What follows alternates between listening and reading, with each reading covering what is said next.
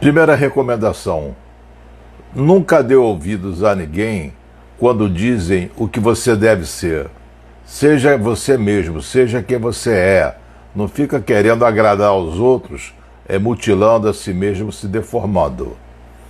É muito importante você reconhecer que até agora você foi mais um joguete das pessoas, subindo e descendo de acordo com os problemas, com as críticas, com os elogios que você enfrentou. Nessa maneira de pensar, você não é dona de si mesmo, nem consegue olhar as situações com sossego, sem pressa nem ansiedade. Somos programados desde a infância pelas conveniências sociais, pelo que chamam de educação e cultura. Assim nós vamos vivendo dentro de uma programação e damos a resposta que os outros esperam diante de determinadas situações, sem parar para pensar o que você realmente pensa de verdade. Você fica respondendo como se você fosse um robô comandado pela sociedade. Nós damos uma resposta habitual, mecânica e robotizada. Muitas pessoas dificultam a própria vida ao agir de uma forma dura e indelicada com elas mesmas.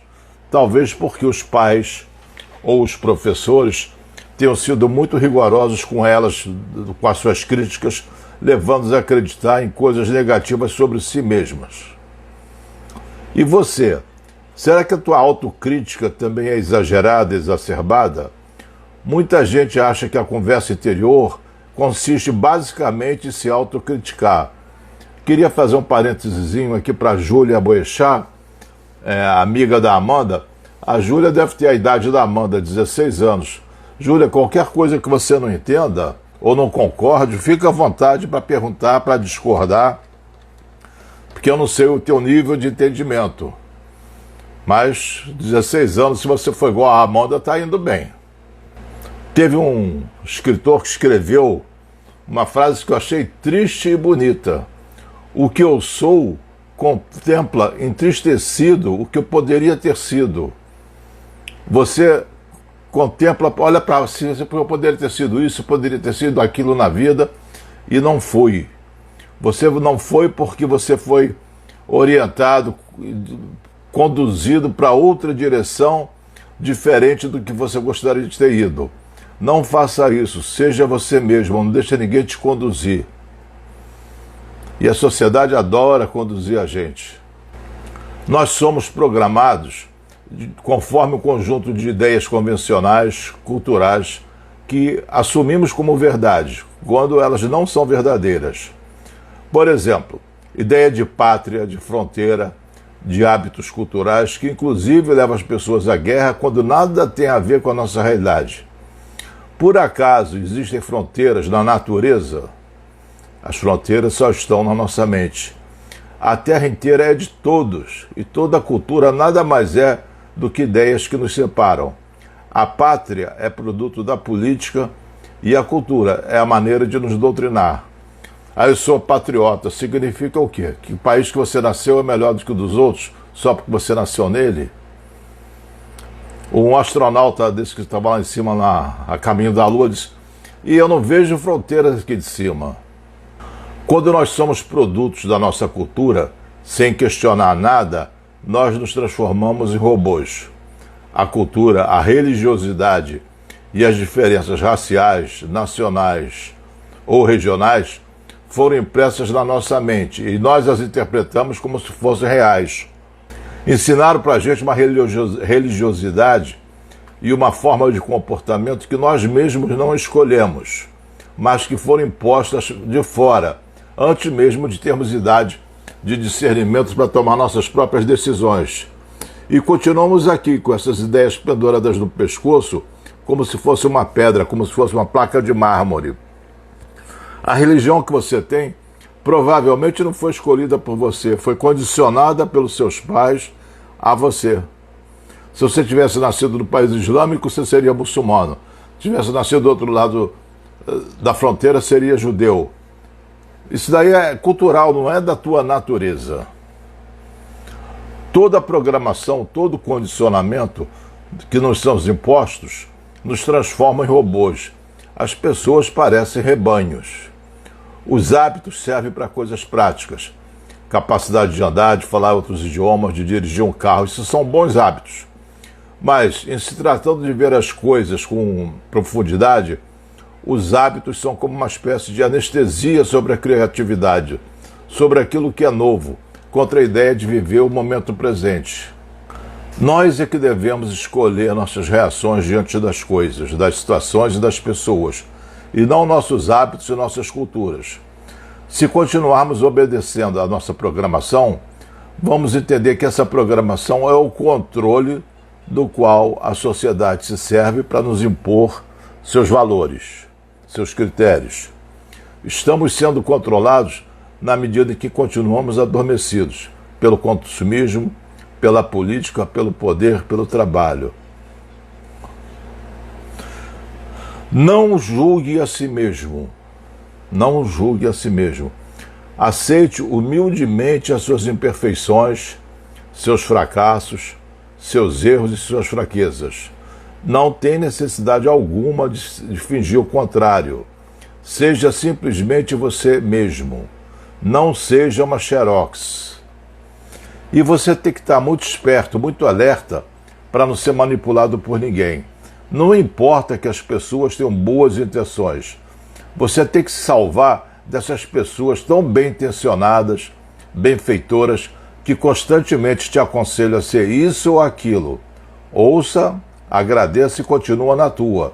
As pessoas não querem nenhum mal a você, mas é isso que vai acontecer. Não deixe que os outros te manipulem e te controlem. E está cheio de gente assim, pronta para te controlar. Todo mundo quer mudar você. Todo mundo está pronto para te dar uma orientação que você não pediu. Todo mundo quer ser o guia da sua vida. Agradeça e continua na tua. A culpabilidade e a crítica só existem na cultura. As pessoas que menos se preocupam com a vida de agora, que estão de viver o presente, são aquelas que mais estão presas à vida futura. Nós devíamos estar nos concentrando e nos manter acordados e viver o momento presente, não em função do futuro, porque o futuro não existe. É uma imaginação, não é um fato. Quando a nossa mentalidade muda, tudo se transforma ao nosso redor. O que antes nos preocupava tanto, de repente não importa mais nada. Em contrapartida, nós vamos descobrindo coisas maravilhosas que antes passavam desapercebidas, se você estiver vivendo o momento presente. Vocês já notaram que a maior parte das preocupações das pessoas é ter razão? Elas têm medo de perder as ideias em que se apoia e têm medo de correr riscos. Elas têm medo da mudança, das novidades, se agarram às velhas ideias porque estão fossilizadas. O que é ter razão? Alguém pode me responder, por favor? Até hoje eu não sei. O que é ter razão? Bom, ninguém fala nada. Ter razão é uma armadilha do ego. Quando você diz eu tenho razão, quem é que julga essa afirmação? Não é você mesmo? Claro que qualquer coisa que qualquer um faça, a pessoa acha que está com a razão. Mas isso daí é o ego. Eu tenho razão significa, se eu tenho razão, você está errado porque discorda de mim. Que superioridade boba é essa? A Núbia disse, eu não sei, ela também não sabe. Tá bom, eu concordo contigo, Núbia. Eu continuo sem saber. A pessoa se julga certa. E quem julga que você está certo é você mesma. Não é um pouco parcial o teu julgamento sobre si mesma? Eu estou certo? Você é o que você é, independentemente daquilo que os outros pensam ou digam. As atitudes, os pensamentos e os sentimentos mudam, mas você continua sendo a mesma pessoa.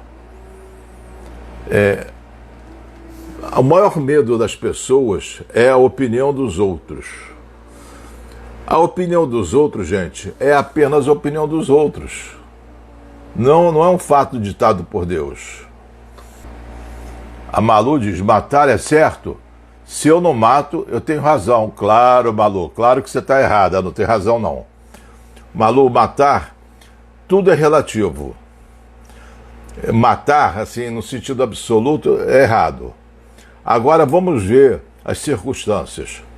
Se alguém está atacando a sua mãezinha, que já é uma senhora idosa, e você vai defendê-la, você não tem o direito de matar outra pessoa para proteger tua mãe? Você acha que nesse caso matar seria errado? Depende do caso.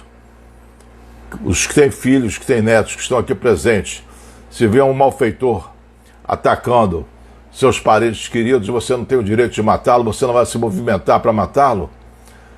Tudo é relativo, Malu. Tudo é relativo. Todos nós nos agarramos às nossas fantasias a respeito de como as outras pessoas e as coisas deveriam ser. Ficamos zangados com os nossos pais, porque nem sempre nossos pais são perfeitos. Ficamos zangados com os nossos filhos, porque nem sempre eles são perfeitos. Com os nossos companheiros, porque nem sempre são perfeitos.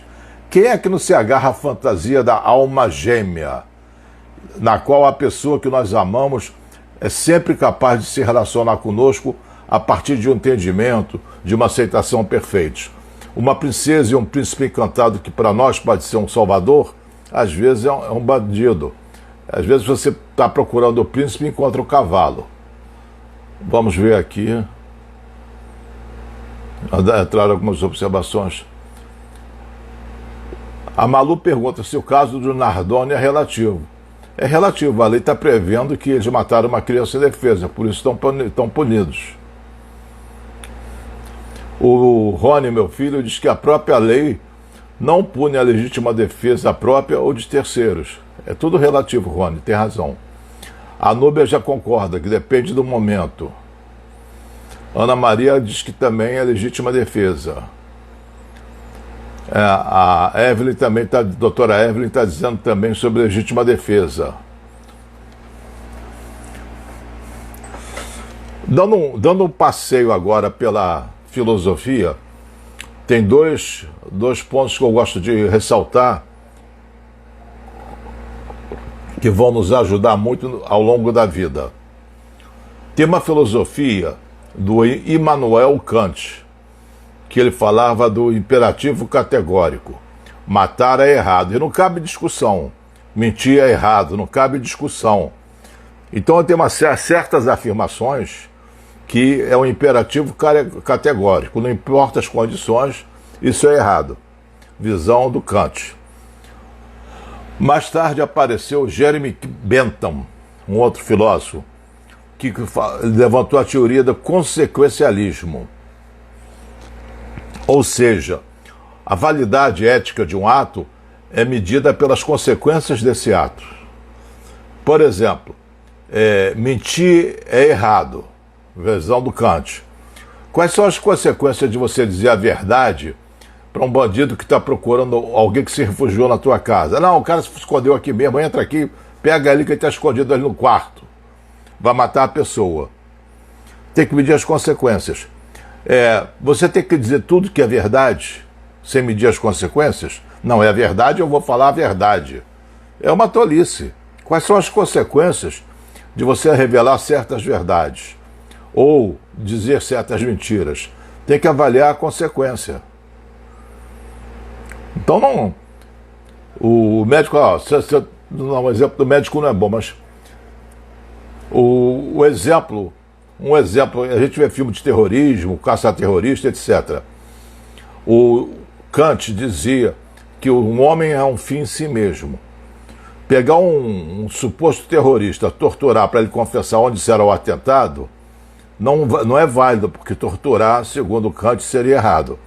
Agora imagina, pegaram o terrorista, torturam ele e ele revela que o atentado vai ser no Maracanã, vai matar não sei quantas centenas de pessoas. O que você acha? Não tortura ou tortura? Se você avaliar pelas consequências, é melhor torturar. Eu não estou defendendo tortura, só estou dando um exemplo. Depende das consequências do teu ato. Nada é absolutamente certo, nada é absolutamente errado. Depende das condições, das circunstâncias e das consequências. Jogue fora todos os seus ideais e a vida vai começar a ficar mais integrada.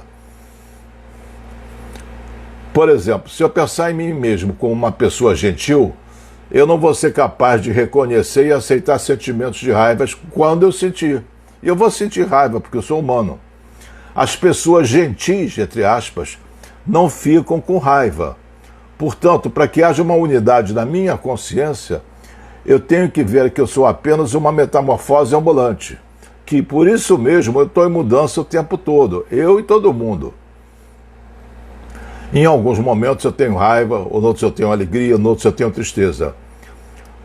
A todo instante, qualquer coisa que aconteça é aceita. Não, eu aceito que eu estou com raiva nesse momento, eu aceito que eu estou triste. Aí você se torna uno, íntegro. E essa unidade é a coisa mais importante para se entender. Se a pessoa consegue aceitar a sua realidade interna e a realidade externa como são, nessa própria aceitação toda a tensão desaparece. Para de bancar santo, há muita santificação na sociedade. Você começa a falar coisas como se você fosse um santo ou devesse agir como um. Mas como você não é santo, a não ser eu, como você não é santo, você está cometendo uma hipocrisia contigo. Isso se chama dissonância cognitiva. Eu sou uma pessoa santa, eu não sinto raiva. Aí quando sentir raiva, você vai ter um mal-estar porque está sentindo alguma coisa que não era para sentir, segundo essa crença que você está acima do bem e do mal. Isso é uma bobagem que faz mal ao teu equilíbrio emocional. A vida é um fluxo, é um rio, que segue em frente mudando seus humores. Assim não é muito necessário se preocupar com a coerência. A realidade sempre está mudando e a vida já contém suas próprias contradições. E o filósofo sábio Nelson Rodrigues, que era muito bom, ele diz: toda coerência é no mínimo suspeita. Se eu sou coerente comigo em relação ao meu passado, provavelmente eu estarei forçando a barra. A vida já mudou, eu já mudei, mas eu estou forçando a minha barra só para assumir uma coerência. A Malu diz: se eu levo um golpe, também é relativo, eu é que fui ingênuo. Se foi ingênuo, o cara que deu o golpe foi esperto. E qual é o problema? Aos olhos da lei, ele está errado. Mas a lei promove justiça, não promove a verdade. Seja o que for, será. Quer você aceite ou não. Eu não aceito isso. Bobagem. A humanidade, o mundo não vai voltar atrás para você se conformar. A sua aceitação ou a sua rejeição não faz nenhuma diferença para a facticidade disso. Ou seja, o que aconteceu, aconteceu. Independente da gente gostar ou não. É o que é. Essa frase eu acho ótima. É curtinha e é ótima. É o que é. A verdade permanece. Se você rejeitar ou aceitar, não muda nada o fato. Só muda a tua realidade psicológica. As pessoas que buscam muito, que eu chamo de buscadores, têm a tendência de idealizar em excesso e, por conseguinte, são propensos a ter expectativas não realistas. Podemos, por exemplo, ficar de tal modo apegados às nossas fantasias e à nossa princesa ou ao nosso príncipe encantado que minamos todos os relacionamentos por causa das exigências baseadas em expectativas impossíveis de serem satisfeitas. Eu tive uma cliente que dizia, isso muita gente diz, não foi só ela, para mim ela falou, mas muita gente fala: eu quero um homem que seja amante, pai, marido, provedor, companheiro, sei lá mais o quê. Eu digo: você que também quer que ele voe feito super-homem? Pô, como é que o cara pode ser tudo isso? É uma fantasia irrealista. Abordar a vida com expectativas é um convite para a frustração. Se não houvesse expectativa, não existiria o desapontamento. A boa notícia é que nada é perfeito. Por outro lado, também nada é totalmente mal. No dicionário, perfeccionismo é a tendência obsessivamente exagerada para atingir a perfeição na realização de alguma coisa.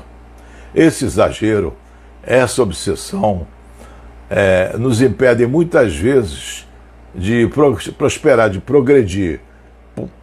O amadurecimento é um processo de aprender a aceitar a vida como ela é. E as decepções repetidas que você sofre derivam da falha em aceitar o mundo sem tentar qualificá-lo. Se você aceitar a vida como ela é, a vida não precisa ser decepcionante. A natureza não tem que seguir você, é você que tem que seguir a natureza. O Rony diz aqui, a lei não promove justiça, ela traduz a vontade da sociedade em tese. Boa, Rony. Justiça não existe, gente. Existe o Departamento da Justiça, Ministério da Justiça, a justiça aplica as leis, mas não é necessariamente justa. Toda questão que um juiz resolve a favor de um lado contra o outro, o lado que se sentiu prejudicado vai achar que foi injustiçado. Justiça é um ponto de vista, não é um fato.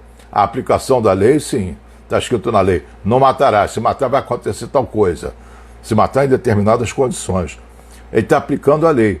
Mas às vezes é justo matar. Você acha que é justo matar outra pessoa que tomou o tiro, a família dela, não.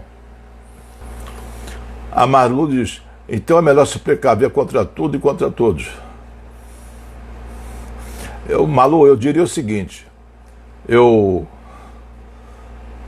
diria, vamos dizer, eu não espero nada de ninguém, mas qualquer coisa qualquer um pode fazer.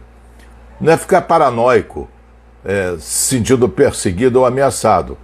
Saber que são comportamentos humanos e você não pode garantir que o próximo comportamento da pessoa seja coerente com as tuas expectativas. Nem teus próprios pensamentos, teus comportamentos são coerentes com as tuas expectativas.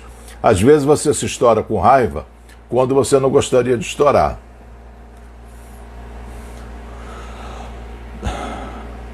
Não seja exigente com você mesmo todos os minutos do dia. Em vez disso, é melhor você se esforçar para ser competente e para dar o seu melhor em alguns momentos. A vida, a existência já aceita você. Você não tem que se tornar merecedor. Você já é merecedor. Não importa o que você seja, aceite isso incondicionalmente. A aceitação é a chave da transformação. Por exemplo, tem vários médicos aqui na sala. A pessoa só vai procurar o médico quando ela aceita que tem uma doença. Se ela não aceita que tem doença, ela vai se tratar de quê? Estou falando fora o exame preventivo. Ela vai se tratar de quê? O alcoólatra só vai começar a melhorar quando ele assume que é alcoólatra, que ele é dependente do álcool. Aceite. Aceite incondicionalmente a realidade e a tua realidade. Não importa qual seja a tua realidade. Pare de julgar a si mesmo. Em vez de julgar, comece a aceitar a si mesmo. Não é faça o que quiser, liberou geral. Eu tenho esse comportamento que me desagrada, vou trabalhar para mudar. O perfeccionismo que a gente busca, essa santificação que eu mencionei anteriormente, é um facilitador para o sentimento de culpa. Se você acha que precisa ser perfeito, você não consegue tolerar seus próprios erros. E como o fato de você ser humano implica que você vai inevitavelmente cometer erros, e aí vai se sentir culpado. A sensibilidade do perfeccionista à crítica o torna vulnerável aos sentimentos de culpa. Ele vai achar que é uma pessoa errada por ter feito algo errado. Não. Ele não é uma pessoa errada, ele é uma pessoa normal que fez algo errado. O errado não é a pessoa, é o comportamento dela. Aquele específico comportamento. A vergonha, gente, está ligada à visão. A pessoa se sente envergonhada quando alguém a vê fazendo alguma coisa vergonhosa. Por isso a pessoa envergonhada quer assumir, quer fazer um buraco no chão e mergulhar. A Malu diz, Osho é um filósofo indiano, um guru, que dizia que existem tantos mundos quanto pessoas. Cada uma pessoa tem sua visão particular do mundo. Tá certo. O Osho falou isso. Osho era professor de filosofia, Malu, nos Estados Unidos. Foi durante um tempo. O Nietzsche falou isso de outra forma. Não existem fatos, apenas interpretações. Ou seja, você vê uma coisa, o fato existe. Está chovendo. Ninguém vai discutir que não está chovendo. O fato existe. Mas cada um vai interpretar a chuva do seu jeito. Essa chuva é boa, essa chuva é má, é conveniente, inconveniente. Cada um vai ver o mundo com a sua própria lente. Não dá para trocar a lente dos meus óculos com as lentes dos teus óculos. Não vamos enxergar bem. A Elizabeth pergunta: como reagir com pessoas que apontam o seu erro o tempo todo? Pelo menos na visão delas. Quando meus clientes começam a apontar os erros dos outros, é minha obrigação ajudá-lo a perceber, eu pergunto: por acaso você não erra? Que moral você tem para criticar o erro dos outros se você também comete seus erros? Em vez de gastar energia se concentrando no erro alheio, não seria melhor pegar essa energia e consertar teus erros? Todo mundo erra, que moral é essa? Então, Elizabeth, respondendo objetivamente, quando alguém vai te criticar, quando tu meter teu erro, você fala assim: olha, você não me conhece direito. Se conhecesse direito, você ia apontar muito mais erros. Ela só apontou um ou outro. Ou então você responde para ela como eu costumo responder, porque eu tenho preguiça de falar, eu só falo muito profissionalmente. Ah, você errou nisso. Eu tenho 2 filhos aqui na sala, eles podem confirmar. Eu falo hã. Eu não sei o que é hã, mas evita confusão, evita discussão. Eu só não deixo a pessoa no vácuo. Tá, você fez isso errado. Acabou. Eu não dou valor ao que não tem valor. Eu não me desgasto dando importância a coisas não importantes.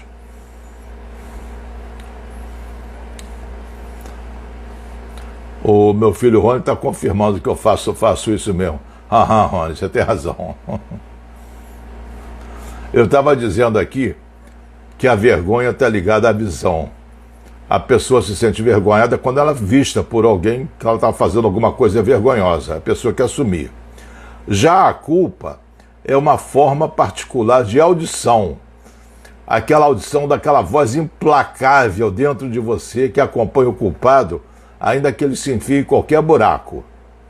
Ou seja, a vergonha é uma resposta à avaliação alheia, ao passo que a culpa é uma avaliação interna, seja ela equivocada ou não.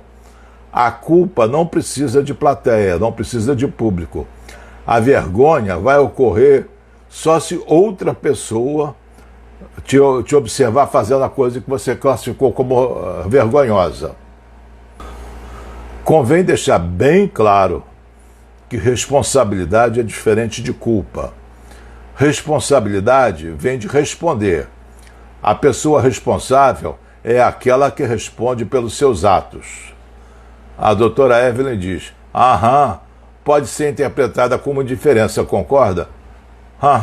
Evelyn. Significa: eu não quero discutir esse assunto. O é só não deixar a pessoa no vácuo.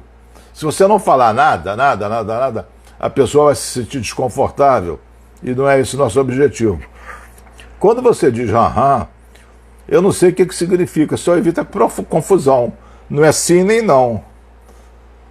A Malu diz: uma pessoa assina um contrato de aluguel, daí não paga nem sai do apartamento. Isso é certo? O cara assinou o contrato de aluguel, foi um trato, o inquilino está errado sim. Sim, aos olhos da justiça está, recorra à justiça. Qual o problema? Ele é uma pessoa errada ou ele está agindo erradamente quanto ao pagamento? Os pensamentos que produzem culpa frequentemente resultam em declarações a respeito do seu valor pessoal. Estão repletos de termos absolutos como deveria, devia, tenho que, preciso, sempre, nunca, não consigo, é horrível. São coisas muito absolutas. Por exemplo, cometi um erro, eu não devia ter feito aquilo, isso é horrível. Não consigo suportar a ideia de ter cometido um erro. Está implícito aí que eu deveria ser perfeito, eu sou inútil. Uma coisa que eu faço com muita frequência, acho que a principal demanda do meu trabalho como psicólogo é defender a pessoa de si mesma. Elas se atacam com tanta ferocidade, o diálogo delas interno é horrível. E a frase padrão que eu mais ouço: eu sou um merda. Pô, a pessoa acredita que é um merda. Aí eu falo, eu não te conheço bem, prove que você é um merda. Ela não vai provar. Ah, eu fiz isso errado, mas isso se transforma no merda? Você não faz outras coisas além de erradas? Aí eu vou questionando a pessoa para ela desconstruir esse conceito tão pejorativo e nocivo para ela mesma. Quem é merda? Ninguém. A Graça está concordando que é verdade. André Crino, boa tarde, Andréia. Quando você ataca o seu caráter, em vez de simplesmente julgar as suas ações, você se sente culpado. Eu sou uma pessoa má porque eu cometi um erro. Não, eu sou uma pessoa normal que cometeu um erro. O que está errado foi o erro. No entanto, se você se concentrar na ação que você não gosta e recusar avaliar o seu valor com base nos erros cometidos, você vai se sentir arrependido, mas não culpado.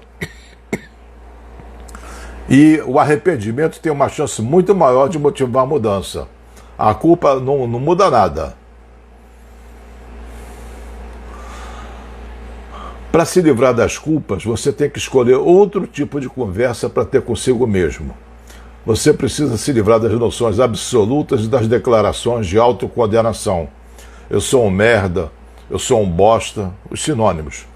Eu não presto, eu sou inútil, não valho nada, eu sou um peso para minha família, etc. Oi, Léo, um beijo para você, Léo, seja bem-vinda. Para se livrar da autocondenação, você pode pensar com os seus botões. Eu cometi um erro. Isso é lamentável, mas dificilmente pode ser considerado horrível.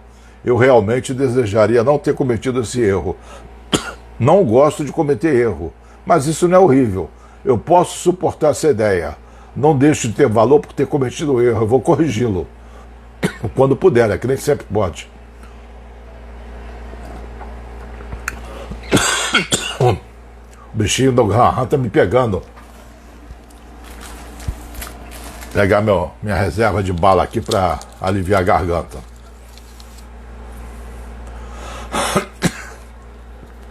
A ansiedade é o estado de tensão entre o que você é e o que você acha que deveria ser. As pessoas tendem a permanecer ansiosas se houver um deve na vida. Se há um ideal que tenha que ser atingido, como é que você pode ficar relaxado se você não está naquele ideal? Não tem deve nada, você é o que você é. Podendo melhorar. De certa forma, você não pode melhorar a si mesmo, mas eu não estou dizendo que a melhora não vai acontecer.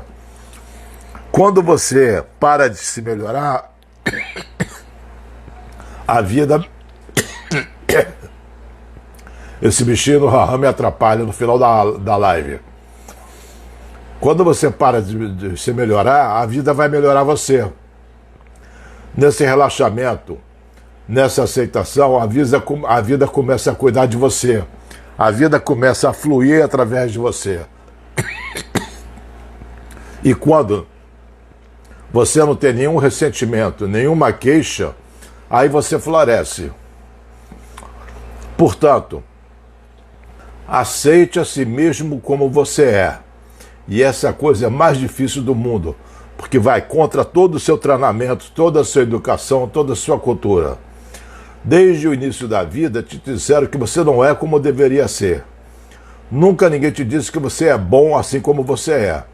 As pessoas sempre puseram programas diferentes na tua mente. A Evelyn diz, não é meu caso, mas adolescentes costumeiramente dizem o haha. Talvez que seja mais inteligente que nós adultos. A Elizabeth diz que anda numa fase de grande ansiedade. Alguma sugestão? A ansiedade atrapalha até o trabalho dela. Elizabeth, viva um momento presente. Você não está no presente, você está ausente do teu presente. Segundo, vai fazer exercício físico aeróbico, vai fazer uma caminhada, pergunta ao médico primeiro se pode. Exercício aeróbico, que muda a química cerebral e funciona como uma medicação contra a ansiedade. Quanto mais você viver no presente, menos ansiedade tem. Antigamente, no período teve o período paleolítico, depois teve o período mesolítico, histórias da civilização. Depois, ultimamente, teve o período neolítico e agora nós estamos no período ansiolítico. Está todo mundo tomando ansiolítico. O Brasil é o campeão mundial de ansiedade, segundo a ONU. A Malu diz que a racionalização é péssima. É melhor deixar fluir as coisas do jeito que são. Pensar demais não é bom. Pensar, você vai pensar o tempo todo, Malu. Agora, se você pensar a coisa errada, que vai dar ruim para você. Deixar fluir as coisas como são não é conformismo, é inteligência. Tem coisas que você não pode mudar, estão fora do teu controle. A Bernadette diz que foi um trabalho difícil, mas passou a se aceitar como ela é. Bernadette, é mais difícil você não se aceitar como você é. Muito mais difícil, não é? É muito mais tranquilizador você se aceitar. O perfeccionismo, gente, é um defeito que vem disfarçado de qualidade. Tanto é que muita gente se orgulha de ser perfeccionista. Ah, eu sou perfeccionista. Que pena, vai procurar um psicólogo. Isso está errado. Quando falamos de perfeccionismo, nós pensamos em alguma coisa positiva, sinônimo de sucesso. Isso acontece porque acreditamos que o perfeito caminha para o êxito, mas nem sempre é bem assim. Procurar fazer o melhor é saudável, mas querer ser sempre perfeito se torna um grande problema. Tem muita gente na esquina parada esperando o ônibus chamado perfeição. A Bernadette diz que se sente muito mais tranquila. A perfeição, a busca a excelência, não é a conquista da perfeição, e sim a busca da perfeição. Você pode se aprimorar em qualquer atividade, cozinhar melhor, lavar melhor, fazer o que você faz cada vez melhor. Você sempre tem espaço para crescer. O perfeccionismo frequentemente é visto como desejável e até mesmo necessário para o sucesso. Pesquisas perfeitas mostram que as atitudes perfeccionistas interferem negativamente com o sucesso. O desejo de ser perfeito pode transmitir a você um sentimento interno de satisfação pessoal, porém, exteriormente, pode realizar exatamente o oposto e fazer com que você não consiga certas realizações, tanto quanto as pessoas que têm expectativas mais realistas sobre si mesmas. Isso daí se refere ao que eu chamo de perfeccionismo paralisante. Se eu tiver que fazer uma live, mas só vou fazer essa live se eu achar que vai ser perfeita, eu nunca vou fazer a live. Eu vou ficar paralisado.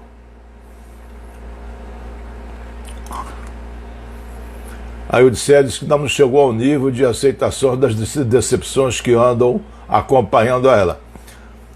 Odisseia, as decepções não te acompanham, as decepções são criadas por você quando você cria expectativas. A decepção não tem perna, não sai andando pela rua e te atropela. Você está sendo decepcionada pelas expectativas que você criou. As coisas vão ser como tem que ser, independentemente da tua ou das nossas expectativas.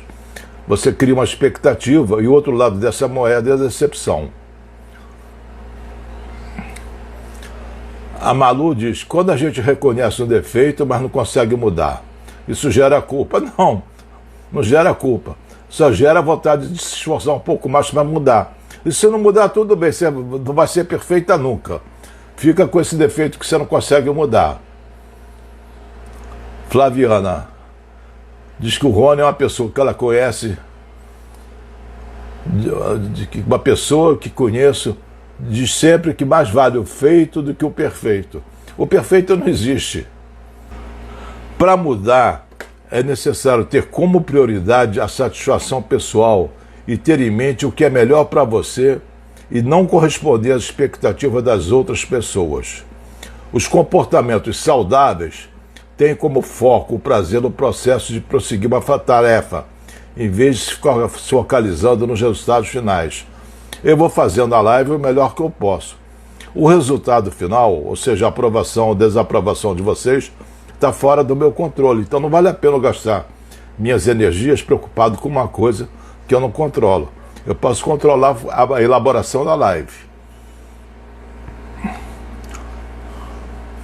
Será que você sente que o que você realiza nunca é bom o suficiente? Você sente que deve dar mais de 100% em tudo que você faz ou vai se sentir medíocre? Como é que você pode dar mais do que 100%? Eu não sei. Se você pensa desse jeito, eu lamento muito te deformar, mas você é um perfeccionista. O Voltaire, escritor e filósofo, disse: se o homem fosse perfeito, não seria homem, seria Deus. Talvez você tenha aprendido na vida que as pessoas sempre te avaliaram pelo que você realizava ou pelo que você conseguia. Em consequência disso, você pode ter aprendido a se avaliar somente na base da aprovação das outras pessoas. Não precisa da aprovação das outras pessoas, basta da tua. Senão, se você depende da aprovação dos outros, você sempre será um escravo desses outros.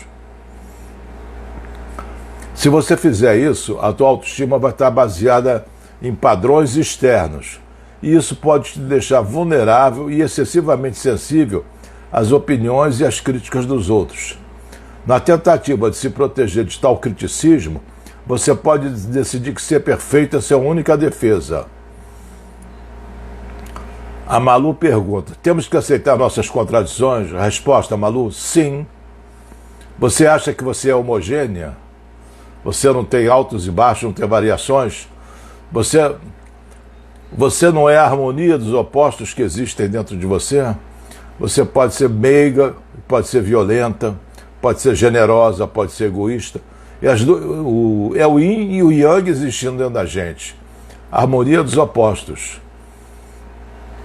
A Elizabeth pergunta: como fazer para levantar a autoestima?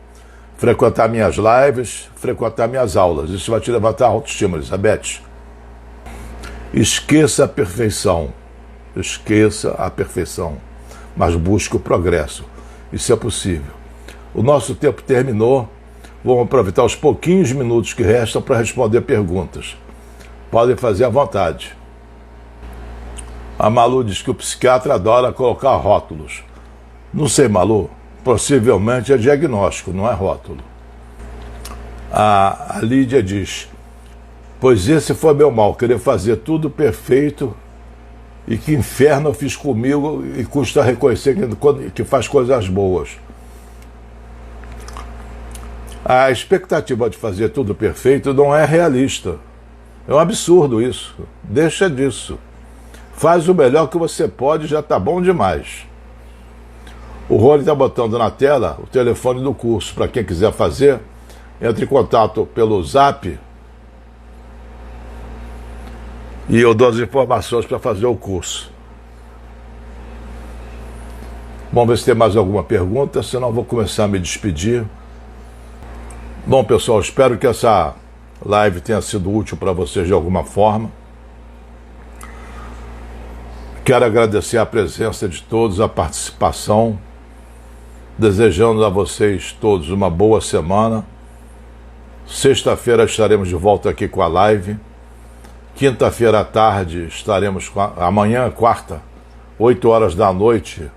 Eu estou no Instagram junto com o professor Sérgio Monteiro, falando sobre psicologia e empreendimentos e negócios.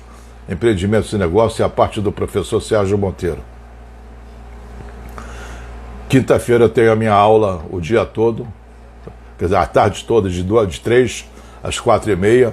E na sexta-feira, outra live dessas. Vamos continuar, vamos ver qual será o tema na próxima. Eu vou mandar o anúncio para vocês, o banner. Um abraço, então. Muito obrigado. Se cuidem muito bem e fiquem todos na paz. Beijos.